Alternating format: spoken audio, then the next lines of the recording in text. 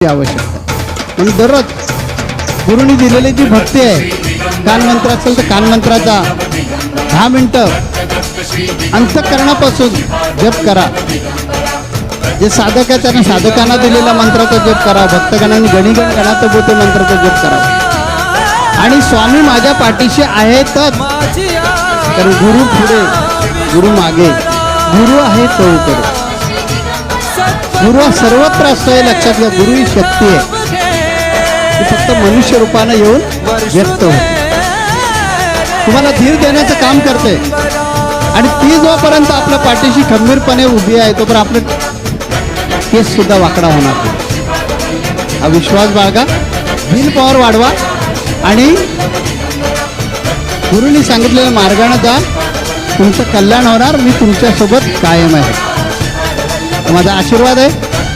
मला पुढे माहिती